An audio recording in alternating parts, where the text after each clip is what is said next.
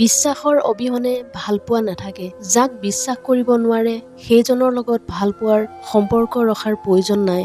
মনত ৰাখিব, জীয়াই থকাৰ বাবে যিদৰে অক্সিজেন প্ৰয়োজন, ঠিক সেইদৰে ভালপোৱা জীয়াই ৰখাৰ বাবে বিশ্বাসৰ প্ৰয়োজন। ল'ৰাৰ তুলনাত ছোৱালীৰ বাবে নতুন এটা পৰিৱেশত খাপ খোৱাৰ ক্ষমতা অসীম। এজনী ছোৱালীক দায়িত্ব কি সেয়া কেতিয়াও শিকাব নালাগে। আচলতে ছোৱালীৰ জীৱন বৰ আচৰিত। সৰুৰে পৰা দেউতাকৰ ঘৰৰ ডাঙৰ হোৱা, পঢ়া শুনা কৰি খেলা ধূলা কৰি ডাঙৰ হোৱা ছোৱালীজনীৰ পিছত দেউতাকৰ ঘৰলৈ আলহীৰ দৰে আহিব লগা হয়। সঁচাকৈ এজনী ছোৱালী বহুত ভাগ্যৱান হৈ জন্ম হয়। এজনী বাপেকৰ ঘৰত, আনজনী তেওঁৰ স্বামীৰ ঘৰত। সেইবাবে কোৱা হয় ছোৱালীবিলাকৰ দুখন পৃথিৱী আছে। আপুনি জানেনে ছোৱালীবিলাক কিয় খাপ খাই পৰাত পাকৈত? দেউতাকৰ ঘৰৰ এলেহুৱা ছোৱালী এজনীও স্বামীৰ ঘৰলৈ গৈ কামত ব্যস্ত হয়। অতি খঙাল ছোৱালীজনীও সকলো খং নিজৰ চাদৰৰ আঁচলত সামৰি সহ্য কৰিব শিকে। আনৰ মন জয় কৰাত ব্যস্ত হয়। দেউতাকৰ ঘৰৰ ৰাজকুমাৰী ছোৱালীজনীও ছোৱালীৰ পৰা পত্নী হ'লে সকলো নতুনকৈ ভাবিবলৈ আৰম্ভ কৰে। হঠাতে উচুপি উঠা ছোৱালীজনীও সকলো স্বীকাৰ কৰি সংসাৰক লৈ ব্যস্ত হৈ পৰে। আৱেগিক ছোৱালীজনীও এটা সময়ত বাস্তৱ কি তাক বুজিব শিকে।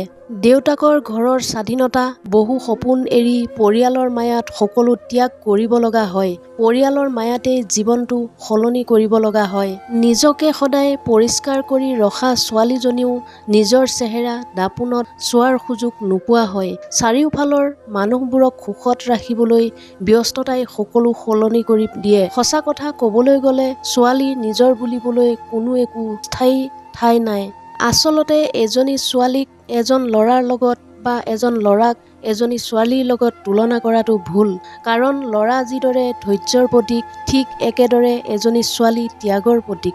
গতিকে এনে এজনী ছোৱালীক কেতিয়াও দোষ নিদিব, যিজনী ছোৱালী নিজৰ সকলো এৰি আপোনাৰ সুখৰ বাবে, শান্তিৰ বাবে আপোনাৰ সংগী হিচাপে আপোনাক লগ দিছে, আপোনাৰ পৰিয়ালৰ সুখৰ বাবে যুঁজ দিছে, পৰিয়ালটোক নিজৰ কৰি সুখ শান্তিৰে ৰখাৰ দায়িত্ব লৈছে। কোনোবাই বেয়া ভাবিলে আপত্তি নকৰিব, কাৰণ এজন ব্যক্তিক কেতিয়াও সকলোৱে ভাল পাব নোৱাৰে।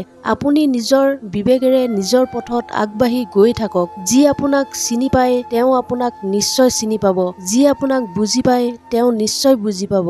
জীৱনত এই 5টা বস্তু পোৱা খুব কঠিন। মনে বিচৰা ধৰণে এজন মানুহ, নিষ্পাপ্য এটি মন, কষ্টৰ অংশীদাৰ, নিস্বাৰ্থ ভালপোৱা, বিশ্বাসী মানুহ। সহজ হওক, কিন্তু ইমানো সহজ নহ'ব যাতে বেয়া মানুহে আপোনাক ব্যৱহাৰ কৰিব পাৰে। জীৱনৰ প্ৰতিটো খোজতে সাৱধান হৈ আগবাঢ়ক, কিন্তু ভীৰু নহ'ব। জীৱনত কিছু পৰিমাণে বিশৃংখল হোৱাও প্ৰয়োজন, নতুবা জীৱনৰ বিভিন্ন মুহূৰ্তৰ অভিজ্ঞতা নাপাব।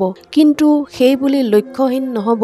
আধুনিক পৃথিৱীৰ লগত খোজত খোজ মিলাই আধুনিক হওক, কিন্তু একেবাৰে বিশৃংখল গুৰি বঠাহীন নাৱৰ দৰে নহ'ব। যিমান পাৰে ধনী হ'বলৈ চেষ্টা কৰক, কিন্তু ধনী হ'লে অহংকাৰী হৈ নপৰিব। কাৰোবাৰ পৰা শত অৱহেলা সহ্য কৰিও সম্পৰ্ক বজাই ৰাখিবলৈ গ'লে আপোনাৰ দুখ আৰু বঢ়াই দিব। নিজকে কেতিয়াও মূল্যহীন কৰি নিদিব। আপুনি এনেকুৱা এজন ব্যক্তিৰ অবিহনে ভাল হৈ সুখী হৈ থাকিব পাৰিব লাগিব, যি আপোনাৰ ভাল পোৱাক অপেক্ষা কৰি আনৰ লগত সুখী হৈ থাকিব বিচাৰে।